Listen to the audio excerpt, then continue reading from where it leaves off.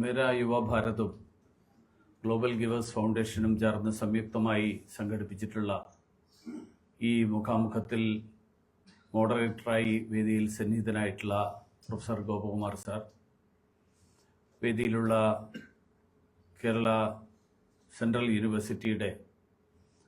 യൂണിവേഴ്സിറ്റിയിലെ international relations വകുപ്പിൻ്റെ അധ്യക്ഷനായിട്ടുള്ള ഡോക്ടർ സുരേഷ്, ഗ്ലോബൽ ഗിവേഴ്സ് ഫൗണ്ടേഷൻ്റെ ഡോക്ടർ രാധാകൃഷ്ണൻ നായർ, മേരാ യുവ ഭാരതിൻ്റെ യൂത്ത് ഓഫീസർ ശ്രീ സുഹാസ്, മറ്റ് വേദിയിലും ഉള്ള സുഹൃത്തുക്കളെ, സഹോദരി സഹോദരന്മാരെ, കുട്ടികളെ, എല്ലാവർക്കും നമസ്കാരം. പഹൽഗാമിനെ തുടർന്ന് ഉണ്ടായ ഓപ്പറേഷൻ സിന്ദൂർ, ഈ രണ്ട് സംഭവങ്ങൾക്ക് ശേഷം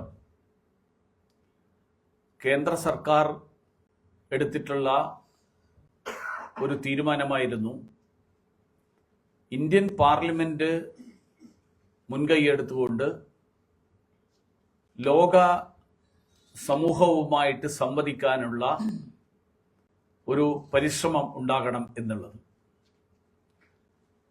അങ്ങനെ 7 സംഘങ്ങൾ ലോകത്തിലെ 33 രാജ്യങ്ങളിലായിട്ട് സന്ദർശനം നടത്തുകയാണ്.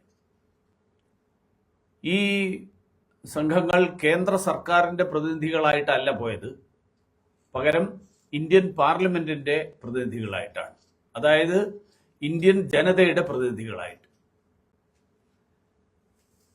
ഞാൻ അതിന്റെ വിശദാംശങ്ങളിലേക്ക് കടക്കുന്നതിന് മുൻപ് വിദേശത്ത് ഞാൻ സന്ദർശനം നടത്തിയ ശ്രീമതി സുപ്രിയ സുലെ, NCPയുടെ നേതാവാണ്, ശരത് പവാറിന്റെ മകളാണ്. അവരുടെ നേതൃത്വത്തിലുള്ള സംഘം, ആ സംഘത്തിന്റെ ഭാഗമായിട്ടാണ് ഞാൻ ഈ പ്രവർത്തനത്തിൽ ഉണ്ടായിരുന്നത്. Qatar, south Africa, Ethiopia, Egypt, ഈ 4 രാജ്യങ്ങളിലാണ് ഞങ്ങളുടെ സന്ദർശനം നടത്തിയത്. അതിനുശേഷം ബഹുമാന്യനായിട്ടുള്ള പ്രധാനമന്ത്രിയുമായിട്ടുള്ള കൂടിക്കാഴ്ച നടന്ന സമയത്ത് വിവിധ രാജ്യങ്ങളിൽ സന്ദർശനം നടത്തിയ ആളുകളെല്ലാവരും ഏകസ്വരത്തിൽ പറഞ്ഞൊരു കാര്യം, എല്ലാ രാജ്യങ്ങളിലും സന്ദർശനം നടത്തിയ എല്ലാ രാജ്യങ്ങളും വളരെ വലിയ തോതിൽ പ്രശംസിച്ച ഒരു കാര്യം, ഒരു ഓൾ പാർട്ടി ഡെലിഗേഷൻ അല്ലെങ്കിൽ മൾട്ടി പാർട്ടി ഡെലിഗേഷൻ, അങ്ങനെ ഒരു മൾട്ടി പാർട്ടി ഡെലിഗേഷൻ ഈ വിഷയം വിശദീകരിക്കാനായിട്ട് ലോകത്തിലെ വിവിധ രാജ്യങ്ങൾ സന്ദർശിക്കുന്നു എന്നുള്ളത് ആണ് ഇതിൽ ഏറ്റവും കൂടുതൽ നമ്മുടെ കമ്മ്യൂണിക്കേഷന്റെ ഫസ്റ്റ് ഒരുപക്ഷെ ഏറ്റവും വലിയ വിജയം. ഇന്ത്യ ഒറ്റക്കെട്ടായി ഈ കാര്യം ലോകത്തിന്റെ മുന്നിൽ അവതരിപ്പിക്കാൻ വേണ്ടിയിട്ട് ശ്രമിക്കുന്നു എന്നുള്ള ആശയം, ആ ആശയം കമ്മ്യൂണിക്കേറ്റ് ചെയ്തു എന്നുള്ളതാണ്. 7 സംഘങ്ങൾക്ക് നേതൃത്വം നൽകിയ ആളുകളുടെ കാര്യം നോക്കുമ്പോൾ 3 പ്രമുഖരായിട്ടുള്ള നേതാക്കന്മാർ പ്രതിപക്ഷത്തുള്ള നേതാക്കന്മാരായിരുന്നു. ശ്രീമതി കനിമൊഴി, ശ്രീമതി സുപ്രിയ സുലെ, ശ്രീ ശശി തരൂർ. 2 പേര് NDA ഘടകകക്ഷികളിൽപ്പെടുന്ന ആളുകളായിരുന്നു. ശ്രീ സഞ്ജയ് ഝാ ജനതാദളിന്റെ, ശ്രീ ഏകനാഥ് ഷിൻഡെ ശിവസേനയുടെ, ഭാരതീയ ജനതാ പാർട്ടിയുടെ 2 പേർ. എന്ന് പറഞ്ഞാൽ പാർലമെന്റിലെ, ലോക്സഭയിലെ എണ്ണം നോക്കിയാൽ ഇത് ശരിയായിട്ടുള്ള കണക്കല്ല. കാരണം 540-ൽ 240 സീറ്റ് BJPയാണ്. അപ്പൊ 7 പേരെ അയക്കുമ്പോൾ വാസ്തവത്തിൽ പറഞ്ഞു കഴിഞ്ഞാൽ ഒരു 3-4 പേരെങ്കിലും BJPയിൽ നിന്നാണ് ഉണ്ടാവേണ്ടത്. 3 പേരെങ്കിലും. പാർലമെന്റിലെ സാധാരണ രീതി അങ്ങനെയാണ്. പാർലമെന്റില് എണ്ണത്തിനനുസരിച്ചിട്ടാണ് പാർലമെന്റിലെ എല്ലാ കാര്യങ്ങളും തീരുമാനിക്കപ്പെടുന്നത്. സംസാരിക്കാനുള്ള പാർട്ടികൾക്കുള്ള സമയം ഉൾപ്പെടെ. വലിയ പാർട്ടിക്ക് 540 അംഗങ്ങളിൽ 240 പേരുള്ള പാർട്ടിക്ക് ഒരു ചർച്ച നടക്കുകയാണെങ്കിൽ അതനുസരിച്ചിട്ടാണ് സമയം കിട്ടുന്നത്. 54 മിനിറ്റിൽ 24 മിനിറ്റ് BJPക്ക് കിട്ടും. പക്ഷെ ഈ പാർലമെന്റിന്റെ ഈ ചർച്ചയിൽ, ഈ ഒരു പരിശ്രമത്തിൽ പാർലമെന്റിലെ അംഗസംഖ്യയുടെ ഒരു ഗണിതത്തെ മാറ്റി നിർത്തിക്കൊണ്ട് എല്ലാ പാർട്ടികളുടെയും ഒരു സമവായം എന്നുള്ള നിലയിലുള്ള ഒരു പരിശ്രമം, ആ പരിശ്രമം നടത്താൻ ഇന്ത്യൻ പാർലമെന്റിലെ എല്ലാവരും ചേർന്ന് തീരുമാനമെടുത്തു എന്നുള്ളതാണ് ഇതിലെ ഏറ്റവും കൂടുതൽ അംഗീകരിക്കപ്പെട്ട, ലോകത്ത് പോയ എല്ലാ സ്ഥലങ്ങളിലും അംഗീകരിക്കപ്പെട്ട ഒരു കാര്യം. പ്രധാനമായിട്ട് 2-3 കാര്യങ്ങൾ ആണ് ഈ പരിശ്രമത്തിലൂടെ കമ്മ്യൂണിക്കേറ്റ് ചെയ്യാൻ ശ്രമിച്ചത്. ഒന്ന്, ഭീകരവാദത്തിനെതിരായി ആഗോളതലത്തിലുള്ള ഒരു കൂട്ടായ്മയും സമവായവും ഉണ്ടാവുക. ഭീകരവാദം എന്ന് പറയുന്നത് സാധാരണഗതിയിൽ വ്യക്തികളോ സംഘടനകളോ നടത്തുന്ന ഒരു നിയമവിരുദ്ധമായിട്ടുള്ള പ്രവർത്തനം എന്നുള്ളതായിട്ടാണ് പൊതുവെ കണക്കാക്കപ്പെടുന്നത്. നോൺ സ്റ്റേറ്റ് പ്ലേയേഴ്സിന്റെ ഒരു ആക്ടിവിറ്റി എന്നുള്ള നിലയിലാണ്. പക്ഷേ ദൗർഭാഗ്യവശാൽ നമ്മളിപ്പോൾ കാണുന്ന ഇന്ത്യ വിധേയമായിരിക്കുന്ന ഭീകരവാദം, ആ ഭീകരവാദത്തിൽ മറുവശത്ത് ഒരു രാജ്യം ഭീകരവാദത്തിന് പിന്തുണ നൽകുകയും ഭീകരവാദത്തെ വളർത്തുകയും ഭീകരവാദത്തിന് സംരക്ഷണം നൽകുകയും പരിശീലനം നൽകുകയും ചെയ്യുന്ന ഒരു പ്രത്യേകമായിട്ടുള്ള പരിസ്ഥിതി. ഈ പരിസ്ഥിതിയാണ് ലോകത്തിന്റെ മുന്നിൽ ഈ സംഘങ്ങളെല്ലാവരും ചേർന്ന് അവതരിപ്പിക്കാൻ ശ്രമിച്ചത്.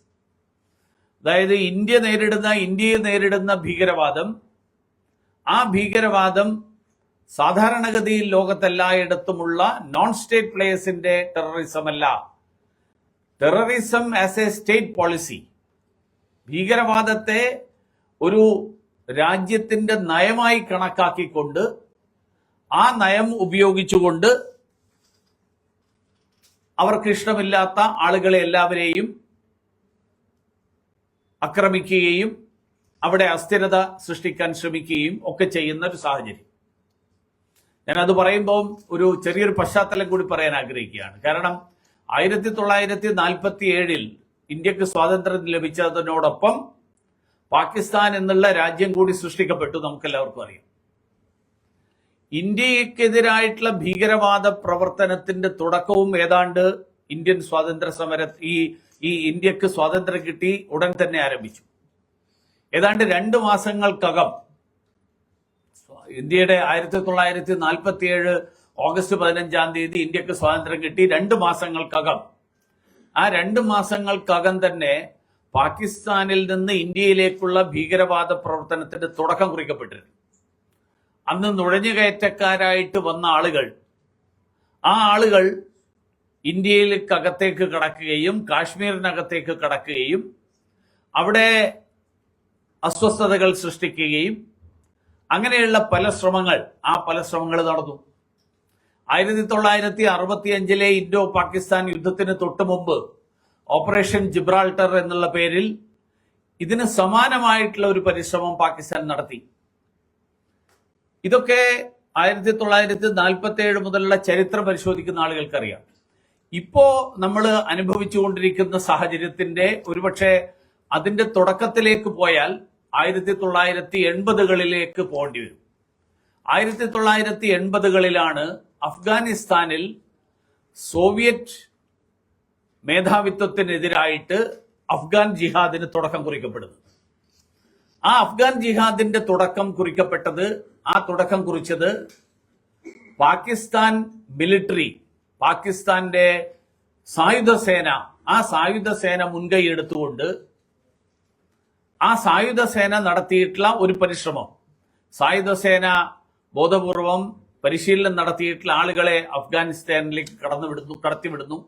അഫ്ഗാനിസ്ഥാനിൽ പല പേരുകളിൽ അവിടുത്തെ സോവിയറ്റ് മേധാവിത്വത്തിനെതിരായിട്ട് അല്ലെങ്കിൽ സോവിയറ്റ് അധിനിവേശത്തിനെതിരായിട്ട് അവിടുത്തെ ജനങ്ങളുടെ സമരം എന്നുള്ള നിലയിൽ, ജനങ്ങളുടെ പോരാട്ടം എന്നുള്ള നിലയിൽ ഒരു ജിഹാദി പരിശ്രമം, ആ പരിശ്രമം അഫ്ഗാനിസ്ഥാനിൽ നടക്കുന്നു. പിന്നീട് 89ഓടുകൂടി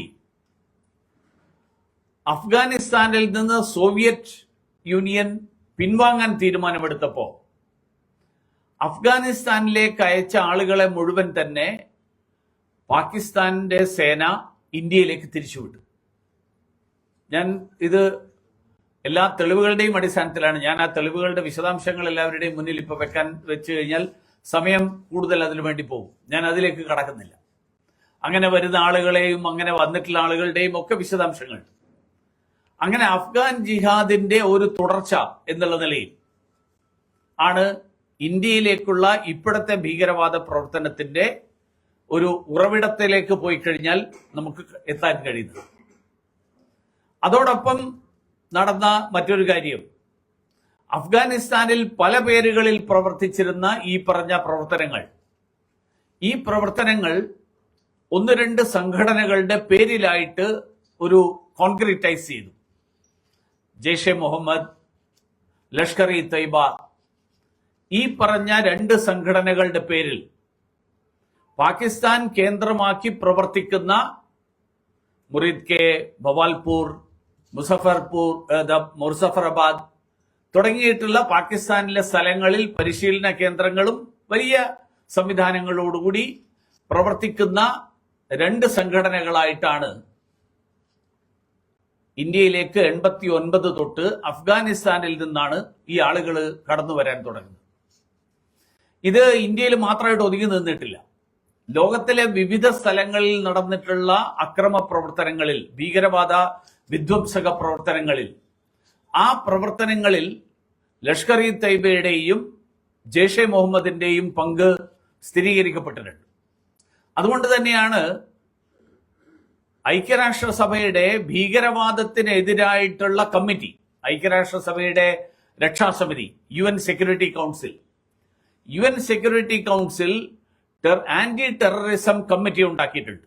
ഭീകരവാദത്തിനെതിരായിട്ടുള്ള നടപടികൾക്ക് ആക്കം കൂട്ടാനും ശക്തി പകരാനും അതിനു വേണ്ടിയിട്ടുള്ള മറ്റ് കാര്യങ്ങളൊക്കെ സംഘടിപ്പിക്കാനും ഒക്കെയുള്ള ഉത്തരവാദിത്വത്തോടുകൂടിയാണ് UN സെക്യൂരിറ്റി കൗൺസിൽ ഉണ്ടാക്കിയിട്ടുള്ളത്. ആ UN സെക്യൂരിറ്റി കൗൺസിലിന്റെ sub committee, anti terrorism committee, ആ ടെററിസം കമ്മിറ്റി 52 വ്യക്തികളെയും സംഘടനകളെയും ഭീകരവാദികളായിട്ട് ഐക്യരാഷ്ട്രസഭ പ്രഖ്യാപിച്ചിരിക്കുകയാണ്. പ്രോസ്ക്രൈബ്ഡ് ടെററിസ്റ്റ്, അവര് ഭീകരവാദി എന്നുള്ള നിലയിൽ അവർക്ക് ഒരു രാജ്യത്തും അവർക്ക് പ്രവർത്തിക്കാൻ അനുവാദമില്ല. ആഗോളതലത്തിൽ തന്നെ അവർ നിരോധിക്കപ്പെട്ടിട്ടുള്ളതാണ്. ആ 52 സംഘടനകൾ പാകിസ്ഥാൻ കേന്ദ്രമാക്കി പ്രവർത്തിക്കുന്ന സംഘടനകളോ വ്യക്തികളോ ആണ്. അതുകൊണ്ട് ഇന്ത്യയുടെ ആരോപണമല്ല ഭീകരവാദികൾ പാകിസ്ഥാനിൽ നിന്ന് വന്ന് ഇന്ത്യയിൽ ആക്രമണം നടത്തുന്നു എന്നുള്ളത്. പകരം ഭീകരവാദികൾ ആയിട്ട് ഭീകരവാദ പ്രവർത്തനങ്ങൾ നടത്തുന്ന സംഘടനകളായിട്ട് ഐക്യരാഷ്ട്രസഭ പ്രഖ്യാപിച്ചിട്ടുള്ള 52ഓളം സംഘടനകൾ അല്ലെങ്കിൽ വ്യക്തികൾ, ഇങ്ങനെയുള്ളവരുടെ പ്രവർത്തനത്തിന്റെ ഇരയായിട്ടാണ്, ഏറ്റവും പ്രധാനപ്പെട്ട ഇരയായിട്ടാണ് ഇന്ത്യ മാറിക്കൊണ്ടിരിക്കുന്നത്. മറ്റൊരു കാര്യം അതിനിടയിൽ നടന്നതുകൂടി ഞാൻ സൂചിപ്പിക്കാം സാന്ദർഭികമായിട്ട്. 1971 ബംഗ്ലാദേശിന്റെ ജനനമുണ്ടാകുന്നു. 1947 പാകിസ്ഥാൻ പ്രത്യേകമായതിനു ശേഷം മതത്തിന്റെ അടിസ്ഥാനത്തിൽ സൃഷ്ടിക്കപ്പെട്ട രാഷ്ട്രമായിരുന്നു പാകിസ്ഥാൻ. പക്ഷെ മതത്തിന്റെ അടിസ്ഥാനത്തിൽ സൃഷ്ടിക്കപ്പെട്ട ഒരു രാഷ്ട്രത്തിന് നിലനിൽപ്പില്ല എന്ന് വ്യക്തമാകുന്നതാണ് 71 ബംഗ്ലാദേശിന്റെ സൃഷ്ടി. ബംഗ്ലാദേശിലും പാകിസ്ഥാനിലും ജീവിക്കുന്ന ജനസമൂഹം ഒരേ മതത്തിൽപ്പെടുന്ന ആളുകളാണ്, ഒരേ മതവിശ്വാസത്തിൽപ്പെടുന്ന ആളുകളാണ്. പക്ഷേ ബംഗ്ലാദേശ് എന്ന് പറയുന്ന പഴയ കിഴക്കൻ പാകിസ്ഥാനെ അടക്കി ഭരിച്ച പടിഞ്ഞാറൻ പാകിസ്ഥാന്റെ നിലപാടിനെതിരായിട്ട് കിഴക്കൻ പാകിസ്ഥാനിലെ ജനങ്ങൾ നടത്തിയ പ്രക്ഷോഭം, ആ പ്രക്ഷോഭമാണ് ഒടുവിൽ ബംഗ്ലാദേശ് എന്ന് പറയുന്ന ഒരു പുതിയ രാജ്യത്തിന്റെ സൃഷ്ടിക്ക് കാരണമായത്. ബംഗ്ലാദേശ് സൃഷ്ടിയുടെ പിന്നിൽ ഇന്ത്യക്ക് പങ്കുണ്ടോ ഇല്ലയോ എന്നുള്ളതൊക്കെ ഏറ്റവും കൂടുതൽ ഡിബേറ്റ് ചെയ്യപ്പെടുന്ന ഒരു വിഷയമാണ്. പക്ഷേ ഒരു കാര്യം നമുക്ക് എല്ലാവരും അംഗീകരിച്ചിട്ടുള്ള ഒരു കാര്യം, ബംഗ്ലാദേശ് സൃഷ്ടിയെ സഹായിച്ചത് ഇന്ത്യ ബംഗ്ലാദേശിലെ അടിച്ചമർത്തപ്പെട്ട ജനങ്ങൾക്ക് നൽകിയ പിന്തുണയും സംരക്ഷണവുമാണ്. അതുകൊണ്ട് തന്നെ ബംഗ്ലാദേശിന്റെ സൃഷ്ടി ഇന്ത്യ സൃഷ്ടിച്ചു എന്ന് ചില ആളുകൾ ആരോപിക്കുമെങ്കിലും ബംഗ്ലാദേശ് സൃഷ്ടിയുടെ പിന്നിൽ ഇന്ത്യക്ക് എത്ര റോൾ ഉണ്ടായിരുന്നു എന്നുള്ളത് ഡിബേറ്റബിൾ ആയിരിക്കുമ്പോഴും ബംഗ്ലാദേശ് എന്ന് പറയുന്ന രാജ്യം, ആ രാജ്യം ഉണ്ടായത് ഇന്ത്യ നൽകിയ പിന്തുണ കൊണ്ടുകൂടിയാണ്. 97,000 പാകിസ്ഥാൻ പട്ടാളക്കാർ ജനറൽ നിയാസിയുടെ നേതൃത്വത്തിൽ കിഴക്കൻ പാകിസ്ഥാനിൽ സാം മനേക്ഷയുടെ മുന്നിൽ ഢാക്കയിൽ കീഴടങ്ങിക്കൊണ്ടാണ് ബംഗ്ലാദേശ് എന്ന് പറയുന്ന ഒരു പുതിയ രാജ്യം പിറവികൊണ്ടത്. അപ്പൊ അത് പാകിസ്ഥാന്റെ അടിസ്ഥാനപരമായിട്ടുള്ള നിലനിൽപ്പിന്റെ അടിസ്ഥാനത്തിന് ഏറ്റവും വലിയ വെല്ലുവിളിയായിരുന്നു. കാരണം പാകിസ്ഥാൻ എന്ന് പറയുന്ന മതരാഷ്ട്രം, ആ മതരാഷ്ട്രത്തിൽ നിന്ന് അതേ മതത്തിൽ വിശ്വസിക്കുന്ന ഒരു വിഭാഗത്തിലുള്ള ആളുകൾ അടർന്നു മാറി അവർ വേറൊരു രാഷ്ട്രമാകുന്നു എന്ന് പറയുന്നത് പാകിസ്ഥാന്റെ എക്സിസ്റ്റൻസിന് തന്നെ, പാകിസ്ഥാന്റെ നിലനിൽപ്പിന് തന്നെ ചോദ്യം ചെയ്യപ്പെടുന്ന ഒരു കാര്യമായി. കാരണം മതരാഷ്ട്രം എന്ന് പറയുന്ന ഇന്ത്യയിൽ നിന്ന് പ്രത്യേക രാഷ്ട്രം ഉണ്ടാക്കണം എന്ന് പറഞ്ഞ് വാദിച്ചു പോയ ആളുകൾക്ക് അവർക്ക് ഒരുമിച്ച് നിൽക്കാൻ പോലും കഴിയുന്നില്ല എന്നുള്ളത് പാകിസ്ഥാന് ഒരു വലിയ അന്താരാഷ്ട്ര തലത്തിൽ മാത്രമല്ല അവരുടെ അഭിമാനത്തിനേറ്റ ഒരു ക്ഷതമായിരുന്നു.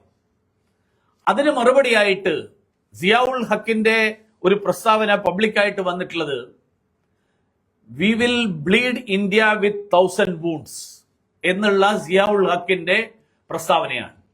ഇന്ത്യയെ 1000 രക്തപ്പുഴകൾ ഒഴുക്കിക്കൊണ്ട് ഇന്ത്യയെ തകർക്കും. ബംഗ്ലാദേശ് പാകിസ്ഥാന്റെ അഭിമാനത്തിന് ഏൽപ്പിച്ച ക്ഷതം, ആ ക്ഷതത്തിനുള്ള മറുപടി ഞങ്ങൾ ഇങ്ങനെ ചെയ്യാൻ പോവുക. അപ്പൊ നമ്മൾ ഇത് രണ്ട് കൂട്ടി വായിക്കണം. 89-ലെ അഫ്ഗാൻ ജിഹാദിൽ നിന്ന് തിരിച്ചു വന്നതും 89-ൽ ഇന്ത്യയിലേക്ക് ആ ആളുകളെ തിരിച്ചുവിടുന്നതും അതോടൊപ്പം 71-ലെ ബംഗ്ലാദേശ് സൃഷ്ടിയുടെ പിന്നിലുള്ള സ്വാഭിമാന ക്ഷതം, അതിനുള്ള പകരം വീട്ടലും.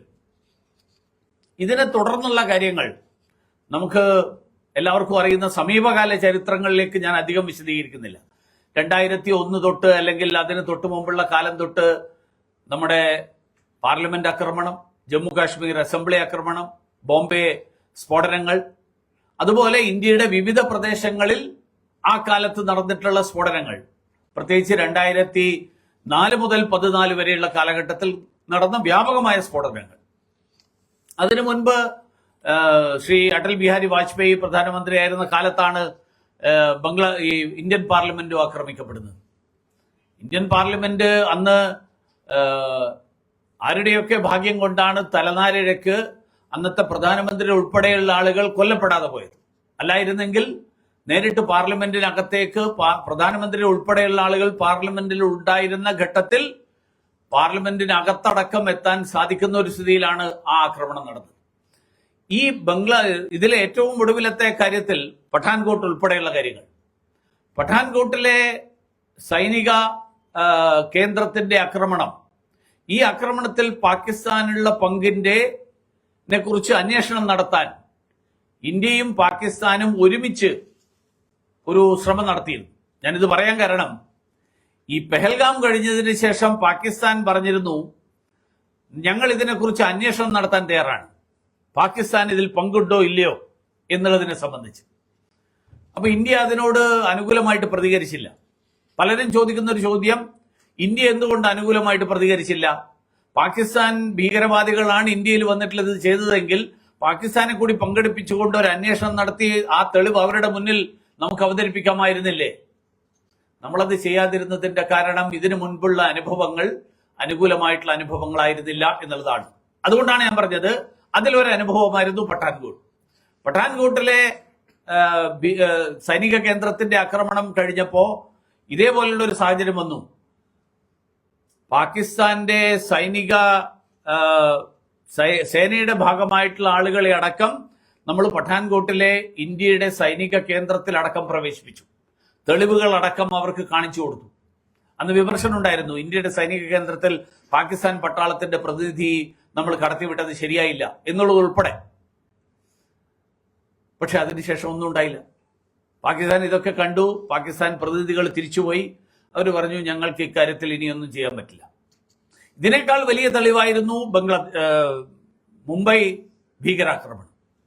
അജ്മൽ കസബ് എന്ന് പറയുന്ന പാകിസ്ഥാൻകാരനായിട്ടുള്ള ഭീകരവാദിയായിട്ടുള്ള ആളെ കൈയോടെ പിടിച്ചു. അയാൾ പാകിസ്ഥാൻകാരനാണെന്ന് തെളിയിക്കപ്പെട്ടു. പക്ഷേ അയാൾക്കെതിരായിട്ട് നടപടിയെടുക്കാനോ അയാൾക്കെതിരായിട്ട് തുടർന്നുള്ള കാര്യങ്ങൾ ചെയ്യാനോ അയാൾക്ക് പരിശീലനം നൽകിയ ആളുകളെ, മാത്രമല്ല അജ്മൽ കസബുമായിട്ടും മുംബൈയിൽ ഭീകരാക്രമണം നടത്തിയ ആളുകളുമായിട്ടുള്ള ലൈവ് അവരുടെ പാകിസ്ഥാനിൽ നിന്നുള്ള ടെലിഫോൺ സന്ദേശങ്ങൾ, ഇലക്ട്രോണിക് മെസ്സേജസ്, ഇതിന്റെ എല്ലാം തെളിവുകൾ പാകിസ്ഥാന്റെ മുന്നിൽ വെച്ചിട്ട് പോലും പാകിസ്ഥാൻ അക്കാര്യത്തിൽ നടപടിയെടുക്കാൻ തയ്യാറായില്ല. ഇതിന്റെ എല്ലാം തെളിവുകളുടെ കൂടി അടിസ്ഥാനത്തിലാണ് ഐക്യരാഷ്ട്രസഭ ഈ പറഞ്ഞ 52 സംഘടനകൾ, വ്യക്തികളും സംഘടനകളുമായിട്ടുള്ള 52 സംഘടനകളെ, വ്യക്തികളെ രണ്ടും ചേർന്ന് 52 ആണ്, അതിനെ ഭീകരവാദ പട്ടികയിൽ ഉൾപ്പെടുത്തിക്കൊണ്ട് നിരോധിച്ചത്. ഇപ്പോൾ നമ്മുടെ മുന്നിലുള്ള വിഷയം, നമ്മൾ ഈ യാത്രയിൽ പ്രധാനമായിട്ട് ചൂണ്ടിക്കാണിച്ചത് പാകിസ്ഥാൻ നടത്തുന്ന ഈ ഭീകരവാദ സ്റ്റേറ്റ് പോളിസിയായിട്ട് ഭീകരവാദത്തെ കണക്കാക്കിക്കൊണ്ട് നടത്തുന്ന പ്രവർത്തനത്തിനെതിരായിട്ട് ആഗോളതലത്തിലുള്ള ഒരു ശബ്ദമുയരണം. ആഗോളതലത്തിലുള്ള ശബ്ദമുയരണം എന്ന് പറയുമ്പോൾ ഒന്ന് ഈ പറഞ്ഞ ആന്റി ടെററിസം കമ്മിറ്റിയാണ്. 2, ഭീകരവാദത്തിന് ധനസഹായം നൽകുന്ന രാജ്യങ്ങളെയും അതിന് കൂട്ടുനിൽക്കുന്ന സംഘടനകളെയും അവർക്കെതിരായിട്ട് നടപടിയെടുക്കുന്ന ഐക്യരാഷ്ട്രസഭയുടെ വേദി, ആ വേദി കമ്മിറ്റിയാണ് FATF. ആ വേദിയുടെ ആ സമിതിയിൽ പാകിസ്ഥാനെതിരായിട്ടുള്ള നിലപാടെടുക്കാൻ ലോകരാജ്യങ്ങൾ സന്നദ്ധരാകണം. പാകിസ്ഥാൻ അതിനു വേണ്ടിയിട്ടുള്ള ധനസഹായം നൽകുന്നു, അതിനു വേണ്ടിയിട്ടുള്ള എല്ലാ പിന്തുണയും നൽകുന്നു. ഈ സാഹചര്യം ഉണ്ടാകണം. ഞങ്ങൾ ഇത്തവണത്തെ യാത്രയിൽ ഒരുപക്ഷെ ഞങ്ങൾക്കും പുതിയൊരു അറിവായിരുന്നു. ആഫ്രിക്കൻ യൂണിയൻ ഭീകരവാദത്തെ നിർവചിച്ചിട്ടുണ്ട്. ആഫ്രിക്കൻ യൂണിയന്റെ ഒഫീഷ്യൽ ഡോക്യുമെന്റ് ആയിട്ട് UN റെസൊല്യൂഷൻ പോലെ ആഫ്രിക്കൻ യൂണിയന്റെ resolution against terrorism, defining terrorism. അപ്പൊ നമ്മളെല്ലാവരോടും പറഞ്ഞത്, why don't you escalate it to the UN level?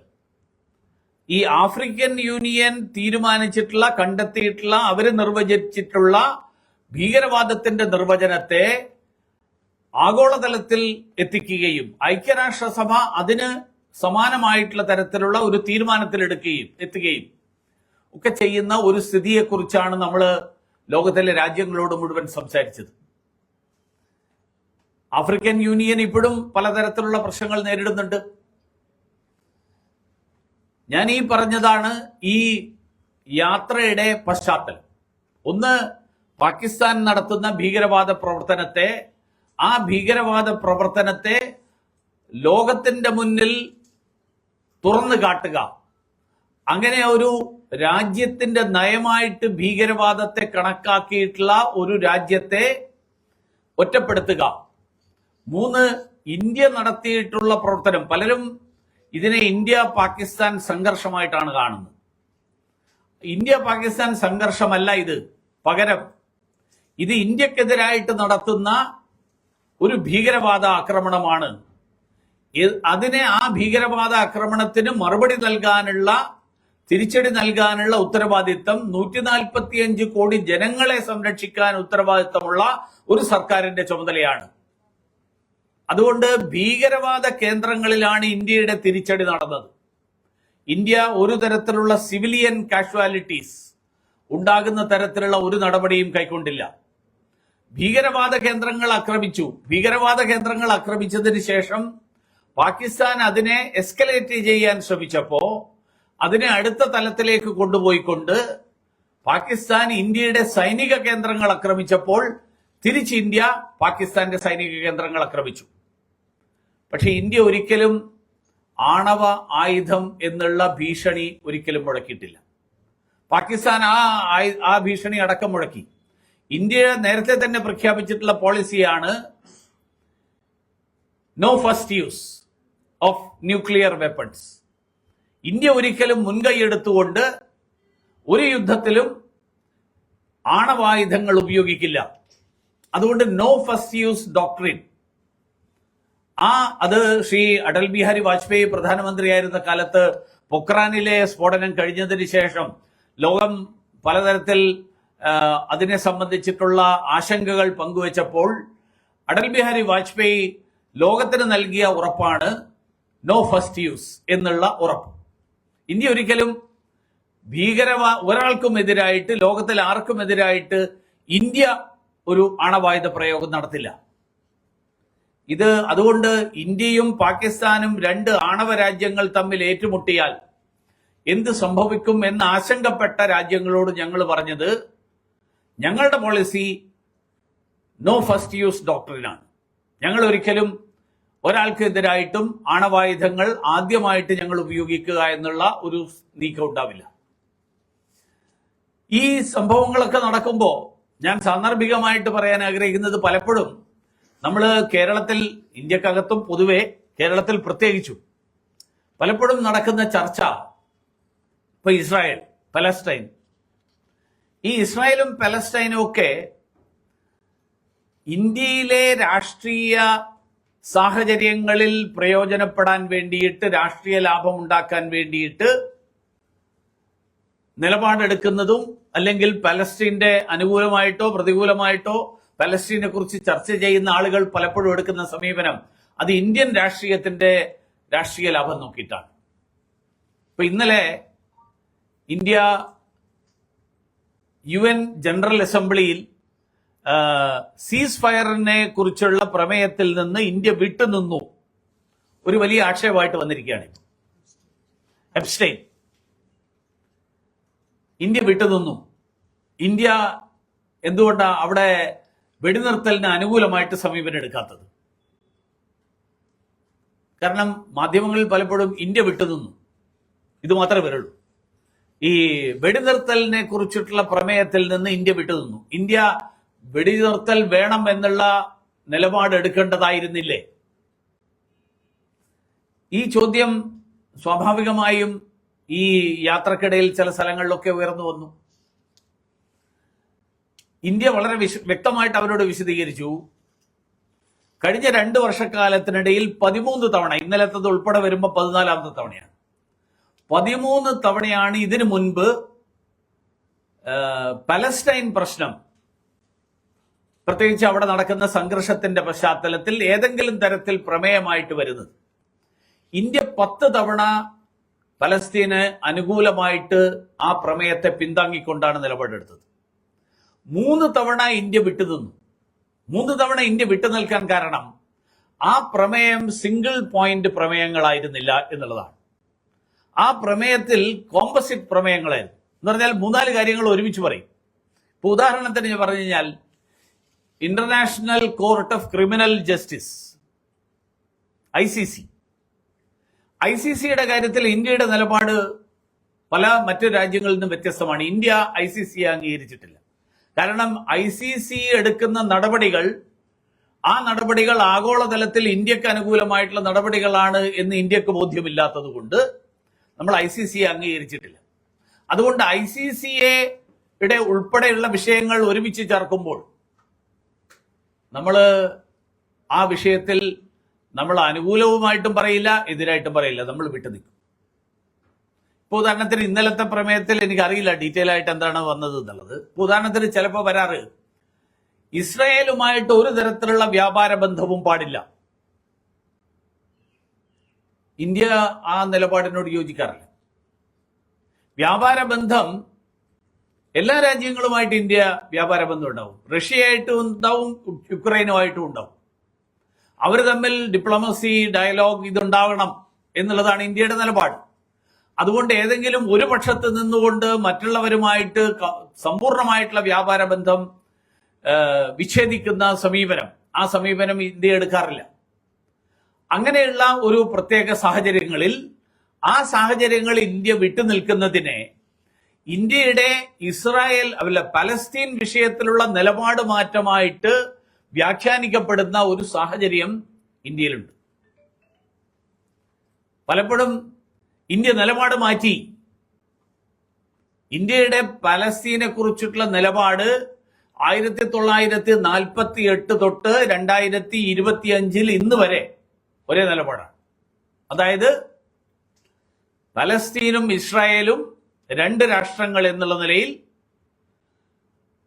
Through negotiations and peaceful existence 2-state policy എന്ന് പറയുന്ന നയമാണ് ഇന്ത്യയുടെ നയം. പലസ്തീന് UN സമ്പൂർണ്ണ അംഗത്വം നൽകണം എന്നാവശ്യപ്പെട്ട രാജ്യമാണ് ഇന്ത്യ. പലസ്തീന് ഇന്ത്യ ഇപ്പോഴും വർഷം തോറും $5 മില്യൺ ഇന്ത്യയുടെ സഹായം എന്നുള്ള നിലയിൽ ഇന്ത്യ കഴിഞ്ഞ വർഷവും ഈ വർഷവും കൊടുത്തിട്ടുണ്ട്. ഏതാണ്ട് 45 കോടി വരും UNRWA. ആ UNRWAക്ക് ഇന്ത്യ നൽകുന്ന സഹായം അത് പലസ്തീന് വേണ്ടിയിട്ടുള്ള സഹായമാണ് പ്രധാനമായിട്ടും. അതിനു പുറമെയാണ് ഹ്യൂമാനിറ്റേറിയൻ എയ്ഡ് എന്നുള്ള നിലയിൽ മെഡിസിൻസ് ഉൾപ്പെടെ ഏതാണ്ട് 70 ടൺ ഈ കഴിഞ്ഞ ഒക്ടോബർ മാസത്തിലെ 23 ഒക്ടോബറിലെ സംഭവങ്ങൾക്ക് ശേഷം ഇന്ത്യ നൽകിയിട്ടുണ്ട്. അപ്പൊ പലസ്തീനുമായിട്ടുള്ള ഇന്ത്യയുടെ നിലപാടിൽ ഒരു മാറ്റവും വന്നില്ലെങ്കിലും താൽക്കാലിക രാഷ്ട്രീയ ലാഭത്തിന് വേണ്ടിയിട്ട് പലസ്തീനുമായിട്ടുള്ള ഇന്ത്യയുടെ നിലപാട് തിരുത്തണം എന്ന് പറയുന്ന ചില ശബ്ദങ്ങൾ, അതിനു വേണ്ടിയിട്ട് തെരുവിലിറങ്ങി മുദ്രാവാക്യം വിളിക്കുന്ന സാഹചര്യം, ഇത്തരം വിഷയങ്ങൾ രാഷ്ട്രീയ വിഷയങ്ങളല്ല. ഇത്തരം അന്താരാഷ്ട്ര തലത്തിലുള്ള ഈ വിഷയങ്ങളെ ഇന്ത്യയുടെ വിദേശ നയത്തിന്റെ കാര്യത്തിൽ ഒരു മാറ്റവും വന്നിട്ടില്ലാത്തതുപോലെ ഈ കാര്യത്തിലും ഒരു മാറ്റവും വന്നിട്ടില്ല. പലസ്തീനുമായിട്ട് ഇന്ത്യയുടെ നിലപാട് 1948 മുതൽ ഇന്ന് വരെ ഒരേപോലെ നിലനിൽക്കുകയാണ്. കാരണം ഒരു ജനത നിലനിൽപ്പിന് വേണ്ടിയിട്ടുള്ള അവരുടെ ഒരു രാജ്യത്തിന് വേണ്ടി, സ്വതന്ത്ര രാജ്യത്തിന് വേണ്ടി ആഗ്രഹിക്കുന്നുണ്ടെങ്കിൽ ആ രാജ്യത്തിന് ജീവിക്കാനുള്ള, നിലനിൽക്കാനുള്ള അർഹതയുണ്ട്. പക്ഷെ അത് സമാധാനപരമായിട്ടുള്ള മാർഗങ്ങളിലൂടെ ആയിരിക്കണം അത് സൃഷ്ടിക്കപ്പെടേണ്ടത് എന്നുള്ള സമീപനം. ഇതുകൂടി ഞാൻ സാന്ദർഭികമായിട്ട് പറയാൻ ആഗ്രഹിക്കുകയാണ്. ഈ ഒരു ചുരുക്കി പറഞ്ഞാൽ ഇതൊരു ഈ നയതന്ത്ര ദൗത്യം വളരെ ഫലപ്രദമായിട്ടുള്ള, വളരെ പ്രയോജനപ്രദമായിട്ടുള്ള ഒരു ദൗത്യം എന്നുള്ള നിലയിലാണ് ഞങ്ങൾ യാത്ര കഴിഞ്ഞു വന്ന് പ്രധാനമന്ത്രിയുമായിട്ടുള്ള കൂടിക്കാഴ്ചയിൽ എല്ലാവരുടെയും ഏകകണ്ഠമായിട്ടുള്ള അഭിപ്രായമായിട്ട് പുറത്തു വന്നത്. സ്വാഭാവികമായും കേന്ദ്ര സർക്കാരിൽ അല്ലെങ്കിൽ ഇന്ത്യക്ക് സർക്കാർ തലത്തിലും അല്ലാതെയുമായിട്ട് വിവിധ തലത്തിലുള്ള അന്താരാഷ്ട്ര ബന്ധങ്ങൾ നിലനിർത്തുന്ന സംവിധാനങ്ങൾ, ആ അന്താരാഷ്ട്ര ബന്ധങ്ങളിൽ പാർലമെന്റ്, മറ്റു പാർലമെന്റുകളുമായിട്ട് ബന്ധപ്പെടുന്ന പാർലമെന്ററി ഫ്രണ്ട്ഷിപ്പ് ഗ്രൂപ്പ്, അതോടൊപ്പം തിങ്ക് ടാങ്കുകളുടെ ഒരു എക്സ്ചേഞ്ച്, ഇങ്ങനെയുള്ള പലതരത്തിൽ, പിന്നെ സ്വാഭാവികമായും നയതന്ത്ര ബന്ധം നിലനിർത്തുന്ന നയതന്ത്ര ഉദ്യോഗസ്ഥന്മാർ, ഇന്ത്യയുടെ അംബാസഡർമാർ, ഇന്ത്യയുടെ വിദേശകാര്യ വകുപ്പ്, വ്യാപാര മേഖലയിൽ കോമേഴ്സ് വകുപ്പ്, അതുപോലെയുള്ള മറ്റു പല വകുപ്പുകൾ. ഈ കാര്യങ്ങൾ കൂടുതൽ ദൃഢപ്പെടുത്താൻ പാർലമെന്ററി ഫ്രണ്ട്ഷിപ്പ് ഗ്രൂപ്പിന്റെ പ്രവർത്തനം കൂടുതൽ സജീവമാകണം. കാരണം കോവിഡ് കാരണം ഏതാണ്ട് 2-3 വർഷക്കാലം പലതരത്തിലുള്ള യാത്രകളിൽ പരിമിതികൾ ഉണ്ടായി.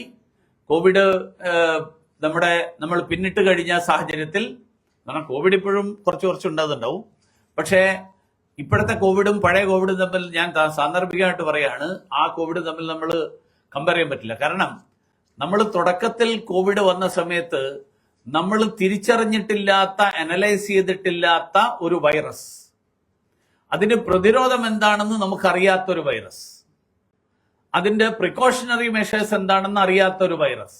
അങ്ങനെ ഒരു സാഹചര്യത്തിലാണ് നമ്മൾ എല്ലാ എയർപോർട്ടുകളും ക്ലോസ് ചെയ്തു, ഒരു ലോക്ക്ഡൌൺ ഉണ്ടാക്കി, ഇതൊക്കെ ചെയ്തത്. പക്ഷെ ഇന്ന് മെഡിസിൻസ് വന്നു കഴിഞ്ഞു, വാക്സിൻ വന്നു കഴിഞ്ഞു, നമുക്ക് എന്തൊക്കെ കാര്യങ്ങൾ ചെയ്യണം എന്നുള്ളതിനെ കുറിച്ച് കൃത്യമായിട്ടുള്ള ഒരു ധാരണയുണ്ടായി.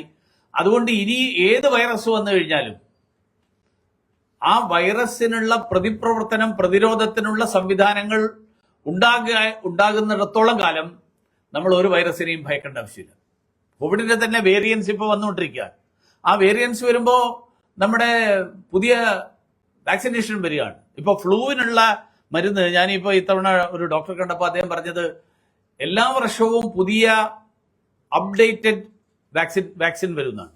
ഒരു സെപ്റ്റംബർ ഒക്ടോബർ മാസത്തോടുകൂടി കഴിഞ്ഞ ഒരു വർഷക്കാലത്തിലുണ്ടായിട്ടുള്ള പുതിയ വൈറസ്, ആ വൈറസിനെ പ്രതിരോധിക്കാൻ കഴിയുന്ന പുതിയ വാക്സിൻ. അപ്പോൾ വർഷത്തിലൊരിക്കൽ ഫ്ലൂവിന്റെ വാക്സിൻ എന്ന് പറയുന്ന ഒരു ഏർപ്പാട് ഇപ്പം വന്ന് തുടങ്ങിയിട്ടുണ്ട്. അപ്പോൾ ഫ്ലൂവിനെ പ്രതിരോധിക്കാനുള്ള ഏറ്റവും എളുപ്പമുള്ള വഴി വർഷത്തിലൊരിക്കൽ ഈ വാക്സിൻ എടുക്കുക. അപ്പൊ ഇതുപോലെ പല വൈറസും ഞാൻ സാന്ദർഭികമായിട്ട് പറഞ്ഞു തന്നു. അപ്പൊ ഈ കോവിഡിന്റെ ഈ പശ്ചാത്തലത്തിൽ ഒരുപക്ഷെ അല്പം നിന്നുപോയ അന്താരാഷ്ട്ര തലത്തിലുള്ള നമ്മുടെ പാർലമെന്റിന്റെ ബന്ധം, ആ ബന്ധത്തെ സജീവമാക്കിക്കൊണ്ട് ഇന്ത്യയുടെ ശബ്ദം ഏകകണ്ഠമായിട്ട് വിദേശത്ത് പോയപ്പോൾ ഒരു രാഷ്ട്രീയമായിട്ടുള്ള അഭിപ്രായ വ്യത്യാസങ്ങളും ഒരു സംഘത്തിൽ നിന്നും ഉണ്ടായിട്ടില്ല എന്നുള്ളത് പ്രത്യേകമായിട്ട് എടുത്തു പറയേണ്ട ഒരു കാര്യമാണ്. ചില സ്ഥലങ്ങളിലെങ്കിലും ചില മാധ്യമ പ്രവർത്തകർ ഇത് സംബന്ധിച്ചിട്ടുള്ള ചോദ്യങ്ങൾ ചോദിച്ചപ്പോൾ ഏകകണ്ഠമായിട്ടുള്ള മറുപടി, ആ മറുപടിയാണ് കക്ഷി രാഷ്ട്രീയത്തിന് അതീതമായിട്ട് എല്ലാ സംഘങ്ങളിലെയും അംഗങ്ങളായിട്ടുള്ള ആളുകൾ നൽകിയത്. അതുകൊണ്ട് ഈ ഒരു പരിശ്രമം തീർച്ചയായിട്ടും വളരെ ഫലപ്രദമായിട്ടുള്ള പരിശ്രമമാണ്. അതോടൊപ്പം ഇതിന്റെ ഒരു സൈഡ് ഇമ്പാക്ട് എന്ന് വേണമെങ്കിൽ പറയാവുന്ന, ഉദാഹരണത്തിന് കഴിഞ്ഞ ദിവസം ഫിക്കി തിരിച്ചു വന്ന ആളുകളെ കുറെ പേരെ വിളിച്ചുകൊണ്ട് ഈ യാത്രയുടെ അടിസ്ഥാനത്തിലുള്ള തുടർന്നുള്ള ട്രേഡ് ആൻഡ് കോമേഴ്സിൽ നമുക്ക് എങ്ങനെ മുന്നോട്ട് പോകാൻ പറ്റും എന്നുള്ളതിനെ കുറിച്ച് ഒരു ചർച്ച നടത്തിയിരുന്നു. ഞാനതിൽ പങ്കാളിയായിരുന്നു. അപ്പോൾ അത് തീർച്ചയായിട്ടും ഇന്ത്യയുടെ ഡിപ്ലോമാറ്റിക് എഫേർട്സിനോടൊപ്പം നയതന്ത്ര തലത്തിലുള്ള പരിശ്രമങ്ങളോടൊപ്പം ഈ തരത്തിൽ പാർലമെന്റുകളുടെ പരിശ്രമത്തിലൂടെ ഇന്ത്യയുടെ വ്യാപാര ബന്ധത്തെയും സാമ്പത്തിക ബന്ധത്തെയും അതുപോലെ ജനതകൾ തമ്മിലുള്ള ബന്ധത്തെയും ഒക്കെ ശക്തിപ്പെടുത്താൻ കഴിയുന്ന ഒരു പരിശ്രമം എന്നുള്ള നിലയിലാണ് ഈ യാത്രകളെ ഞാൻ കാണുന്നത്. ഞാൻ ഓരോ രാജ്യത്തെക്കുറിച്ചുള്ള പ്രത്യേകം പോയിന്റ്സ് ഇറക്കിയിട്ടുണ്ട്. ഞാനത് ഇവിടെ പറഞ്ഞിട്ടില്ല. ഞാൻ പൊതുവായിട്ടുള്ള കാര്യങ്ങൾ മാത്രം സൂചിപ്പിച്ചുകൊണ്ട് ഞാൻ നിർത്തുകയാണ്. പിന്നീട് എന്തെങ്കിലും ചോദ്യങ്ങൾ ഉണ്ടെങ്കിൽ ആ കൂട്ടത്തിൽ സാന്ദർഭികമായിട്ട് ആ കാര്യങ്ങൾ പറയും.